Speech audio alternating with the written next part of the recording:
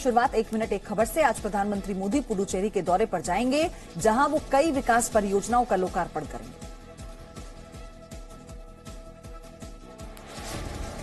प्रधानमंत्री नरेंद्र मोदी आज एक दिन के पुडुचेरी दौरे पर जाएंगे, जहां वो पुडुचेरी के लिए कई सारी योजनाओं का लोकार्पण और शिलान्यास करेंगे। प्रधानमंत्री सुबह करीब 11:30 बजे पुडुचेरी पहुंचेंगे, जहां वो राष्ट्रीय राजमार्ग 45A पर 4 लेन सड़क का उद्घाटन करेंगे। सतनाथपुरम और गानापट्टिनम को जोड़ने वाली सड़क की लंबाई 56 किलोमीटर है। इस सड़क को 2426 करोड़ की लागत से तैयार किया गया है। साथ ही प्रधानमंत्री सागर माला स्कीम के तहत पुडुचेरी में एक छोटे बंदरगाह की आधारशिला रखेंगे। इस बंदरगाह को 44 करोड़ की लागत से तैयार किया जाएगा।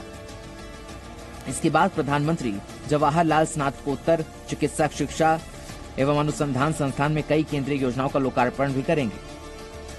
पुडुचेरी में प्रधानमंत्री बीजेपी की ओर से आयोजित एक रैली को भी संबोधित करेंगे। इस रैली को पुडुचेरी में होने वाले उपचुनावों की तैयारी के तौर पर भी देखा जा रहा है। हाल ही में पुडुचेरी में कांग्रेस सरकार अल्पमत में होने के कारण गिर गई, जिसके बाद वहां उपचुनावों की तैयारियों ने जोर पकड़ लिया है। पुडुचेरी के साथ ही आज प्रधानमंत्री मोदी कोयम्बटूर में भी कई परियोजनाओं का लोकार्पण करेंगे और शिलान्यास करेंगे। प्रधानमंत्री आज पुडुचेरी के साथ साथ तमिलनाडु के कोयम्बटूर भी जाएंगे, जहां वो करीब 12,100 करोड़ की लागत से तैयार की गई परियोजनाओं का लोकार्पण करेंगे। प्रधानमंत्री नेवेली में नए थर्मल पावर प्लांट को देश को समर्पित करेंगे। इस प्लांट से लिग्नाइट के जरिए 1000 मेगावाट बिजली का उत्पादन किया जाएगा। प्लांट में 500 मेगावाट की 2 इकाइयां लगी हुई हैं। साथ ही प्रधानमंत्री मोदी 709 मेगावाट के सौर ऊर्जा परियोजना को देश को समर्पित करेंगे। 3000 करोड़ की लागत से तैयार इस परियोजना का फायदा तिरुनेलवेली, तूतीकोरिन, रामनाथपुरम और विरुधुनगर को होगा। प्रधानमंत्री मोदी लोअर भवानी परियोजना प्रणाली के विस्तार, नवीकरण और आधुनिकीकरण की आधारशिला रखेंगे। प्रधानमंत्री मोदी चिदम्बरनार बंदरगाह पर 8 लेन के फ्लाईओवर का उद्घाटन भी करेंगे। इसी बंदरगाह पर प्रधानमंत्री मोदी 5 मेगावाट के सौर ऊर्जा परियोजना का भी उद्घाटन करेंगे। साथ ही प्रधानमंत्री मोदी पीएम आवास योजना के तहत तैयार किए गए 4144 घरों का भी उद्घाटन करेंगे। आज केंद्रीय गृह मंत्री अमित शाह असम के दौरे पर रहेंगे, जहां पर वो कई कार्यक्रमों में हिस्सा लेंगे। 5 राज्यों में विधानसभा चुनावों को देखते हुए बीजेपी पूर्वोत्तर से लेकर दक्षिण तक तैयारियां कर रही है। प्रधानमंत्री आज दक्षिण भारत की यात्रा पर हैं। आज असम में गृह मंत्री अमित शाह कई कार्यक्रमों में शामिल होंगे। केंद्रीय गृह मंत्री सुबह करीब 10:30 बजे नगांव के महामृत्युंजय मंदिर जाएंगे, जहां के प्राण प्रतिष्ठा समारोह में वो हिस्सा लेंगे। इसके बाद करीब 11 बजे बोडोवा सत्र जाएंगे, यहां वो एक जनसभा को संबोधित करेंगे। दोपहर करीब 2 बजे गृह मंत्री कार्बी आंगलोंग के देनारोंग पहुंचेंगे। आंगलोंग में वो पीस एंड डेवलपमेंट रैली 2021 में हिस्सा लेंगे। असम में इस वर्ष विधानसभा चुनाव होने हैं। बीजेपी का दावा है कि 126 सीटों की विधानसभा में पार्टी 100 से भी ज्यादा सीटें लेकर आएगी। यही वजह है कि प्रधानमंत्री और गृह मंत्री दोनों ही लगातार असम का दौरा कर रहे हैं।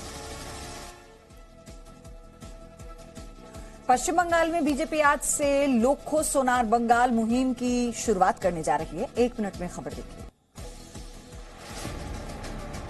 परिवर्तन रथ यात्रा के बाद अब बीजेपी आज से पश्चिम बंगाल में लोखो सोनार बांग्ला अभियान की शुरुआत भी करने जा रही है। इस अभियान की शुरुआत पार्टी के राष्ट्रीय अध्यक्ष जेपी नड्डा करेंगे। इस अभियान के जरिए बीजेपी पश्चिम बंगाल के भविष्य के लिए आने वाले 5 वर्षों का सुझाव नागरिकों से मांगेगी। पार्टी का लक्ष्य 2 करोड़ सुझाव इकट्ठे करने का है। इन सुझावों को बीजेपी विधानसभा चुनाव के लिए जारी किए जाने वाले घोषणा पत्र में इस्तेमाल कर सकती है। इसके साथ ही बीजेपी अध्यक्ष बंगाल में आज कई अन्य कार्यक्रमों में भी हिस्सा लेंगे। बीजेपी अध्यक्ष नौहाटी में ऋषि बंकिम चंद्र चट्टोपाध्याय के आवास और संग्रहालय जाएंगे। बैरकपुर के गौरीपुर में एक जूट मिल वर्कर के घर पर दोपहर का भोजन करेंगे। इसके बाद वो आनंदपुरी कालीबाड़ी मंदिर जाएंगे। आनंदपुरी में ही जेपी नड्डा नवद्वीप क्षेत्र की परिवर्तन यात्रा के समापन पर एक रैली को भी संबोधित करेंगे। साथ ही वो विभूति भूषण बंदोपाध्याय के घर और मंगल पांडे स्मारक भी जाएंगे और आखिर में शाम को वो साइंस सिटी में बुद्धिजीवियों की बैठक में हिस्सा लेंगे। केंद्रीय मंत्री गिरिराज सिंह ने पश्चिम बंगाल चुनावों को लेकर जी न्यूज के साथ खास बातचीत की। पश्चिम बंगाल विधानसभा चुनावों को लेकर केंद्रीय मंत्री गिरिराज सिंह ने जी न्यूज से खास बातचीत की। बातचीत में उन्होंने बताया कि राज्य में बीजेपी की सरकार आने पर मछुआरों के लिए कई योजनाएं लाई जाएंगी। बंगाल का बड़ा प्रिय है हमारे बिहार में मिथिलांचल और बंगाल ये माछ भात के लिए जाना जाता है। मैं चाहता था कि इसको एक फिशरी का हब बनाए, एक एक्सपोर्ट का हब बने। वहीं सीएम ममता द्वारा प्रधानमंत्री को रावण कहे जाने वाले बयान पर भी केंद्रीय मंत्री ने पलटवार किया और कहा कि ममता दीदी फ्रस्ट्रेशन में है। पूरा देश जानता है जिसने राम की मंदिर बनवाया वो रावण कैसे हो सकता है। तृणमूल के नेताओं का तृणमूल छोड़ना, इस फ्रस्ट्रेशन में कहीं पे निगाहें कहीं पे निशाना मोदी को गाली दे रहे हैं। इस मौके पर उन्होंने सीएम ममता पर वंशवाद को बढ़ावा देने का आरोप भी लगाया। वहीं कांग्रेस सांसद राहुल गांधी के विवादित बयान पर उनकी पार्टी भी असहमति जताती हुई नजर आई। तिरुवनंतपुरम में उत्तर भारतीयों पर विवादित बयान देकर राहुल गांधी पूरी तरह फंस गए हैं। उनके इस बयान पर अब उनकी पार्टी भी किनारा करती नजर आ रही है। पार्टी के वरिष्ठ नेता कपिल सिब्बल ने कहा कि किसी की व्यक्तिगत टिप्पणी पर वो कुछ नहीं कहना चाहते। हमारे दोस्त हैं, सहयोगी हैं, कांग्रेस पार्टी के वरिष्ठ नेता हैं, उसके बारे में मैं क्या कह सकता हूं। मैं तो इतना ही कहूंगा कि मतदाता सुप्रीम होता है। इस दौरान कपिल सिब्बल ने यह भी कहा कि कांग्रेस के कार्यकर्ता कांग्रेस में बदलाव का इंतजार कर रहे हैं। हर जिले में हमारे कांग्रेसमैन बैठे हुए हैं और उत्सुक हैं कि कांग्रेस में बदलाव आए और किसी तरीके से कांग्रेस दोबारा उसी स्तर तक पहुंचे जैसे पहले कांग्रेस हिंदुस्तान में सरकार बनाए हुए थी। रायबरेली से कांग्रेस की बागी विधायक अदिति सिंह ने भी राहुल के इस बयान को गलत बताया। देखिए, जाहिर सी बात है कि बहुत ही गलत बयान उन्होंने दिया। बिहार के सीतामढ़ी में शराब माफिया ने पुलिस टीम पर हमला कर दिया, जिसमें एक एसआई की मौत हो गई। बिहार के सीतामढ़ी में बुधवार को शराब माफिया ने पुलिस टीम पर हमला कर दिया। इस हमले में 2 लोगों की मौत हो गई, जबकि एक सिपाही की हालत गंभीर है। बुधवार को सीतामढ़ी पुलिस को गुप्त सूचना मिली थी कि शराब की बड़ी खेप कुआरी गांव में उतारी जा रही है। पुलिस शराब तस्कर के ठिकाने पर छापेमारी करने पहुंची और इसी दौरान तस्करों ने पुलिस टीम पर फायरिंग कर दी। दोनों ओर से जमकर गोलियां चली, जबकि एक शराब तस्कर रंजन सिंह भी इस मुठभेड़ में मारा गया। इस घटना में पुलिस के सब इंस्पेक्टर दिनेश राम शहीद हो गए। थाने को सूचना प्राप्त हुई कि शराब केस में वांटेड एक अपराधी घर पे आया हुआ है, जिसे गिरफ्तारी करने हेतु थाना के 2 पुलिस पदाधिकारी और सिपाही और एक चौकीदार के साथ वहां गए। घर के पास पहुंचते ही घर के भीतर से फायरिंग की गई, जिसमें हमारे 2 पुलिसकर्मियों जख्मी हो गए, एक सब इंस्पेक्टर दिनेश राम, एक चौकीदार लाल बाबू। रास्ते में इलाज के लिए रास्ते में लाते वक्त दिनेश राम की मृत्यु हो गई और लाल बाबू अभी इलाजरत है। सीतामढ़ी में शहीद हुए सब इंस्पेक्टर के परिजनों ने सीएम नीतीश कुमार की शराबबंदी को महज एक ढकोसला कहा है। बुधवार को सीतामढ़ी में शराब माफिया के साथ मुठभेड़ करते हुए सब इंस्पेक्टर दिनेश राम शहीद हो गए। जब ये खबर उनके घर पहुंची तो परिवार में मातम छा गया। मां का रो रो कर बुरा हाल हो गया। घर के बाहर गांव वालों की भीड़ लग गई। दिनेश राम पूर्वी चंपारण के सरसौल गांव के रहने वाले थे। दिनेश राम के भाई ने इस दौरान सीएम नीतीश कुमार की शराबबंदी के फैसले को महज एक ढकोसला बताया। जहाँ तक शराबबंदी की सवाल है, शराबबंदी नीतीश कुमार एकदम ढकोसला का सवाल है, एकदम ढकोसला व्यवस्था है इसका। खाली कहता है कि शराबबंदी शराबबंदी, ये नहीं पूछता है कि शराब से आदमी मरता है। जितना शराब से आजकल आदमी मरता है उतना पहले कहाँ मरता था। शराबबंदी पहले खुला था तो पहले उसमें जहर नहीं मिलाया जाता था। आज चुरा कर शराबबंदी करने के कारण चुरा कर लोग शराब बनाता है। बिहार में काफी समय से शराबबंदी लागू है, लेकिन सीतामढ़ी में हुई घटना शहीद सब इंस्पेक्टर के भाई की बातों को सही ठहराती है। और अब 1 मिनट में आपको बताते हैं देश भर का कोरोना अपडेट।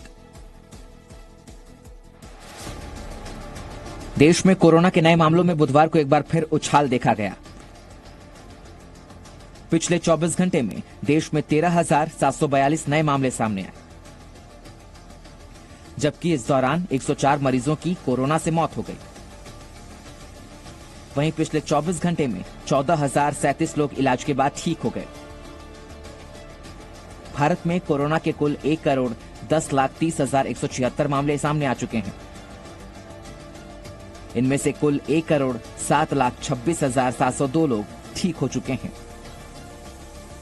देश में एक्टिव मरीजों की संख्या 1,46,907 हो गई है, जबकि अब तक भारत में कोरोना से कुल 1,56,567 मौतें हो चुकी हैं। देश का रिकवरी रेट 97.25% है, जबकि मृत्यु दर 1.42% है। और अब देखिए राजधानी दिल्ली का कोरोना अपडेट 1 मिनट में।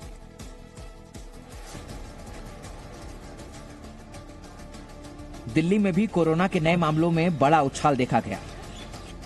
पिछले 24 घंटे में दिल्ली में 200 नए मामले सामने आए, जबकि इस दौरान 2 मरीज की कोरोना से मौत हो गई। वहीं पिछले 24 घंटे में 115 मरीज इलाज के बाद ठीक हो गए। दिल्ली में कोरोना के कुल 6,38,373 मामले सामने आ चुके हैं। इनमें से 6,26,331 लोग इलाज के बाद ठीक हो चुके हैं, जबकि एक्टिव मरीजों की संख्या 1,137 हो गई है। दिल्ली में कोरोना से कुल 10,905 लोगों की मौत हो चुकी है। दिल्ली में कोरोना रिकवरी दर 98.12% है, जबकि कोरोना से मृत्यु दर 1.7% है।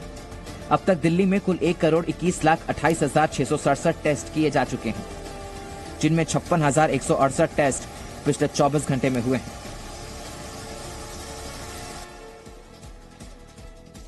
महाराष्ट्र में कोरोना के नए मामलों ने 8,000 का आंकड़ा पार कर लिया है। महाराष्ट्र में कोरोना के मामलों में बुधवार को जबरदस्त उछाल आया। पिछले 24 घंटे में महाराष्ट्र में 8,807 नए मामले सामने आए, जबकि इस दौरान 80 मरीजों की कोरोना से मौत हो गई। वहीं पिछले 24 घंटे में 2,772 मरीज इलाज के बाद ठीक हो गए। महाराष्ट्र में कोरोना के कुल 21,21,119 मामले सामने आ चुके हैं। इनमें से 20,08,623 लोग इलाज के बाद ठीक हो चुके हैं, जबकि एक्टिव मरीजों की संख्या 59,358 हो गई है। महाराष्ट्र में कोरोना से कुल 51,937 लोगों की मौत हो चुकी है। वहीं बात अगर मुंबई की करें तो मुंबई में 24 घंटे में 1,167 नए मामले सामने आए, जबकि इस दौरान 4 मरीजों की कोरोना से मौत हो गई। अकेले मुंबई में कोरोना के 3,21,699 मामले सामने आ चुके हैं, जबकि कोरोना से मुंबई में कुल 11,458 लोगों की मौत हो चुकी है। वहीं कोरोना के बढ़ते मामलों के बीच नियम कानून केवल जनता पर ही लागू होते हैं, ऐसा हम क्यों कह रहे हैं, आपको इस खबर में देखना चाहिए।